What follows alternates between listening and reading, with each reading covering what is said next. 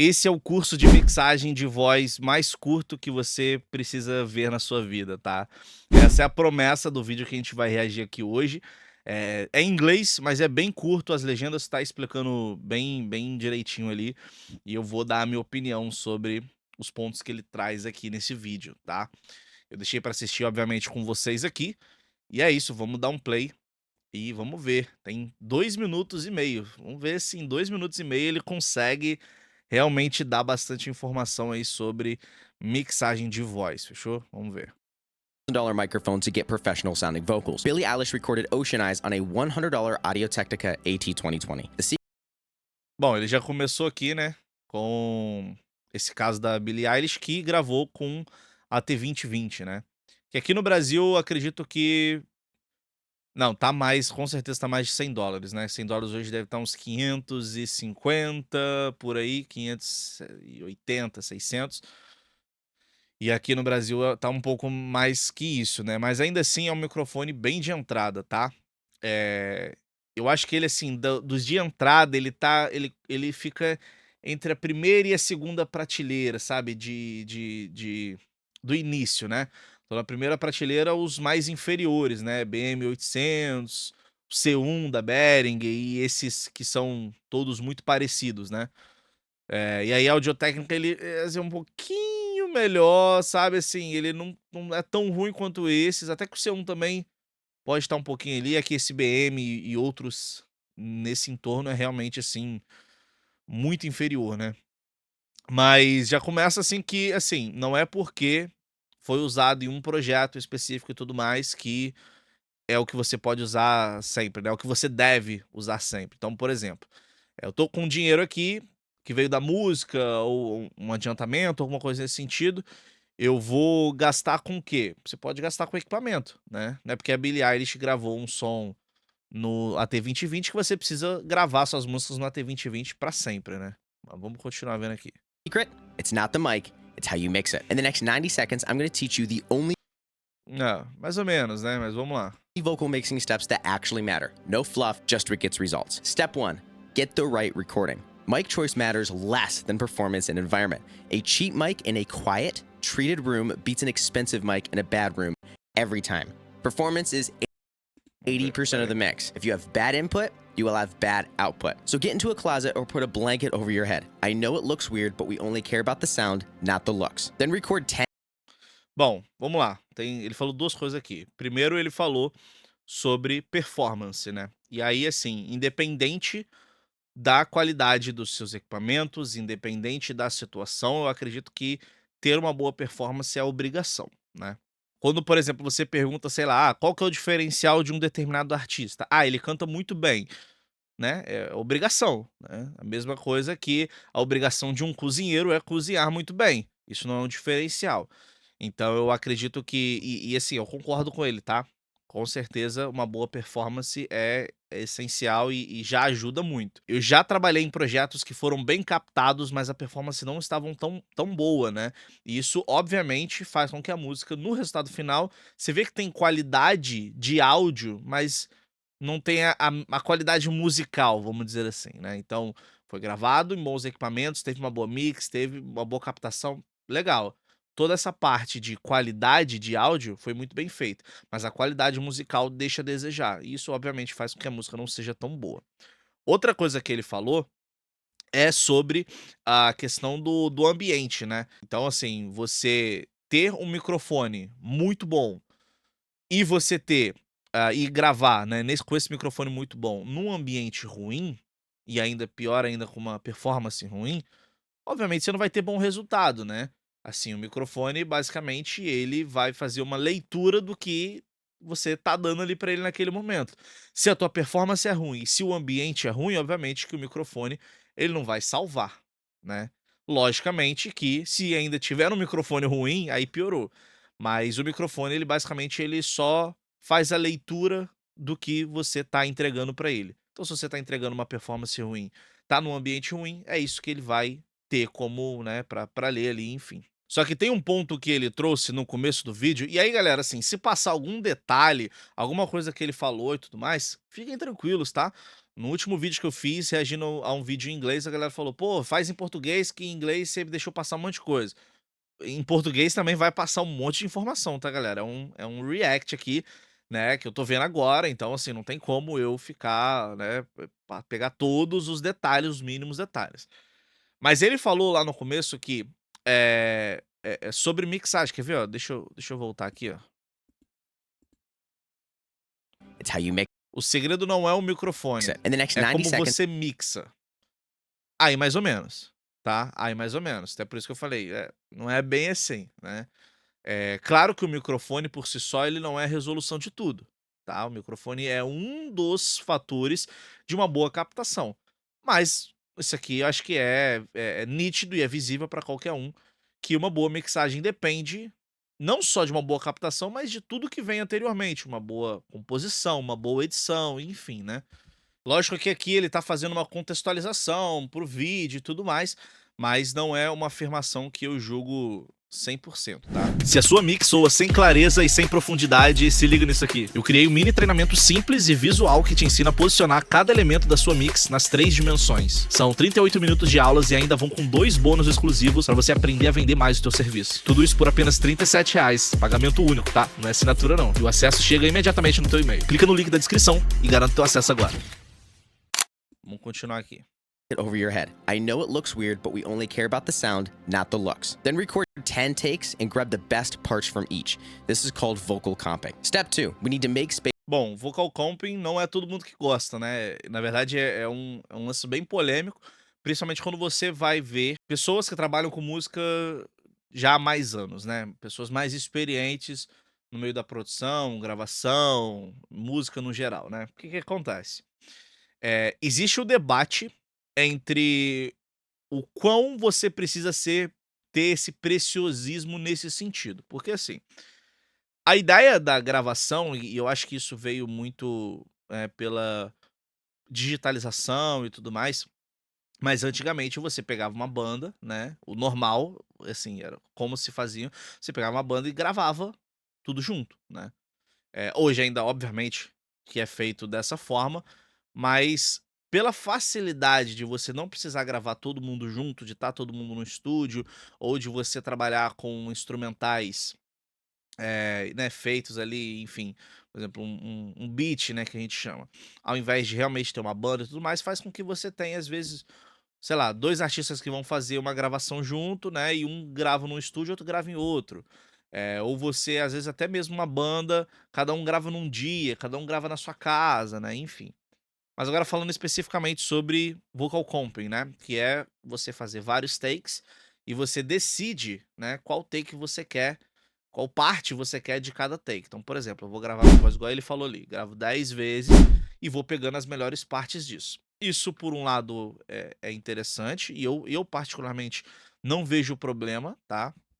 Mas muito se tem esse debate aí, principalmente da galera mais antiga, de que você perde um pouco, sabe, o espírito artístico disso, né, desse processo de, talvez até perde um pouco o preciosismo na hora de gravar, porque você sabe que depois você pode ficar remendando a gravação, né. Desde que soe bem, eu não vejo problema, tá. With EQ. Grab a high pass filter and we need to make space with EQ. Grab a high pass filter and cut everything below 80 hertz.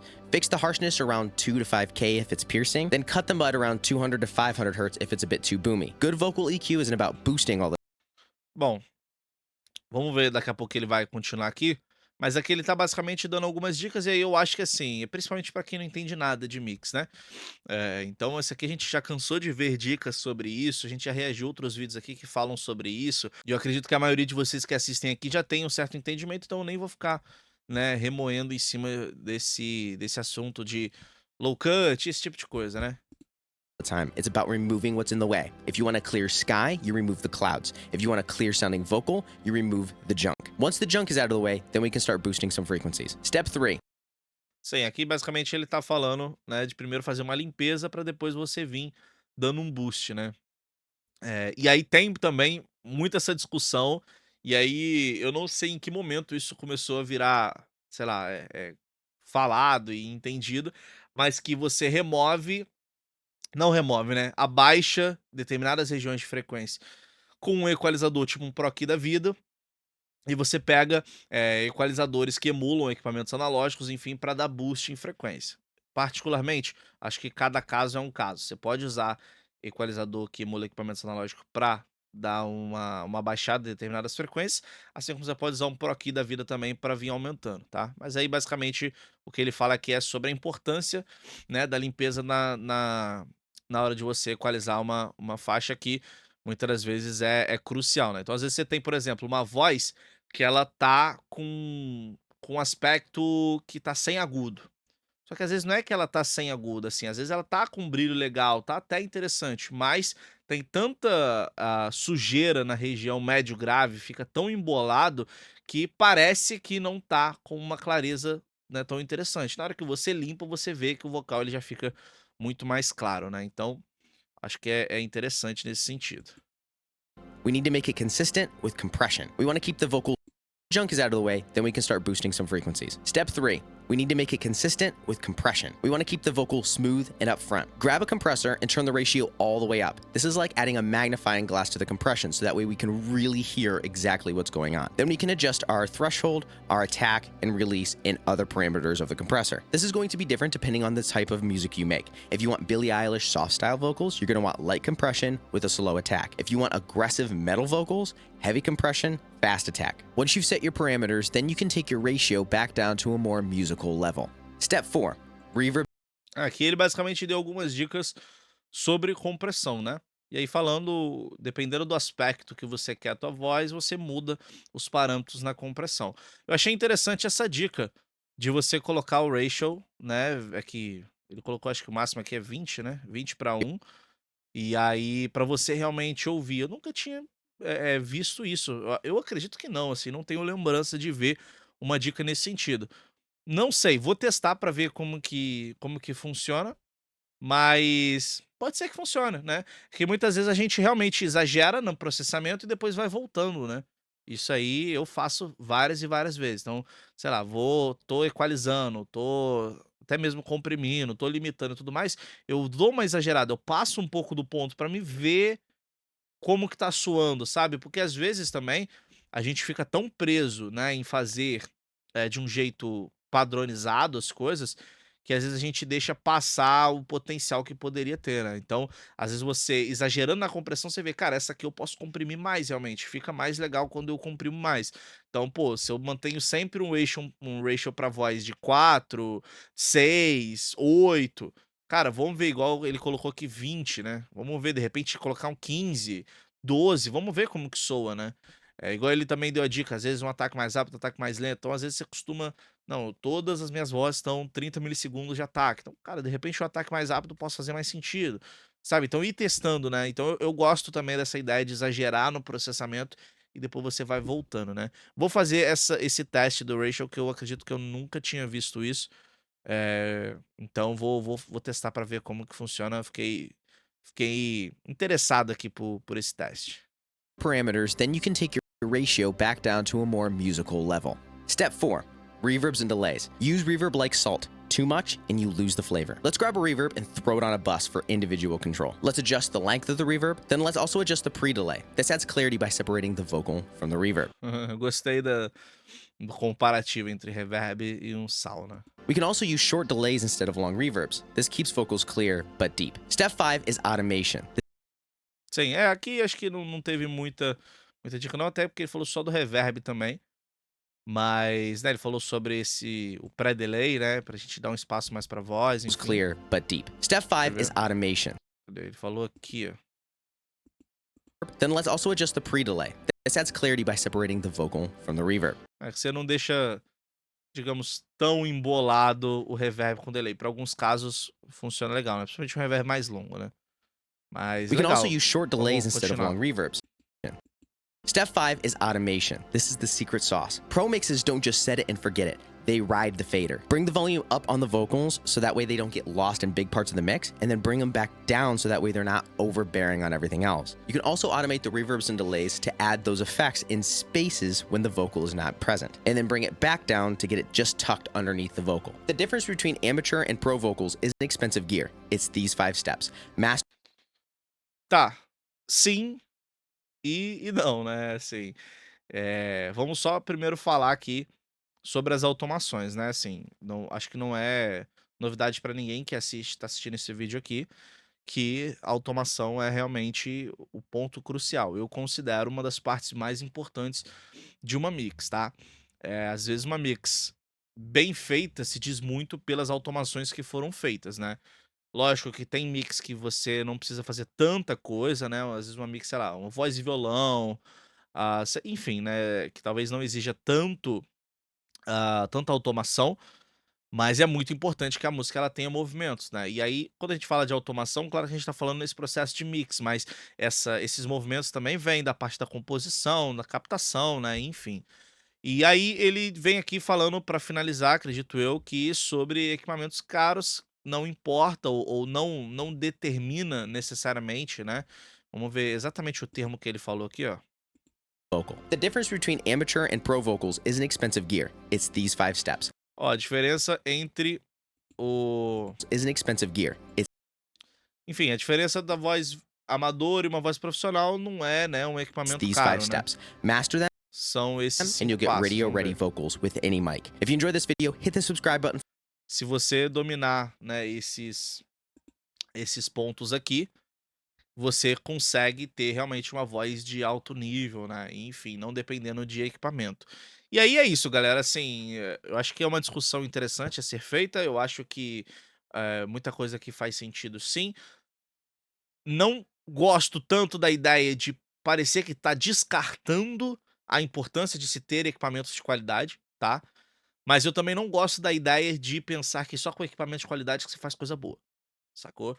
Então eu não gosto dos 2 extremos. Eu acho que, assim, você consegue fazer ótimos trabalhos com equipamentos baratos, mas que isso não necessariamente é onde você deve se acomodar e ficar, porque às vezes um equipamento que você consegue, exigir mais dele ou enfim, ele consegue transmitir melhor o que você tá cantando, no caso de um microfone, enfim, ele ajuda você a melhorar a tua arte também, né. Então é isso, meu povo, espero que vocês tenham curtido mais um react aqui.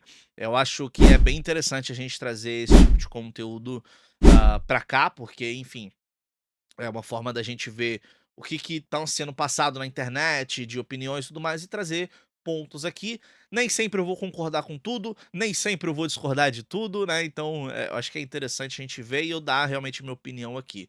Não se esquece de ir no canal, deixa eu ver o nome dele aqui, ó, é o Andrew Bar. Eu vou deixar, se eu lembrar, o link aí na descrição, enfim, mas basicamente você pode dar uma pesquisada lá e assistir no canal original o vídeo também, deixar um like lá, enfim, fechou?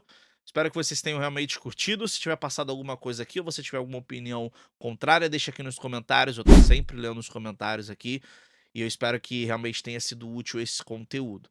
O link dos meus cursos estão aqui na descrição, tanto o meu link do Instagram também, enfim, tem bastante coisa aqui. Se eu fosse você, eu dava uma olhada que eu tenho certeza que alguma coisa faz sentido pra você.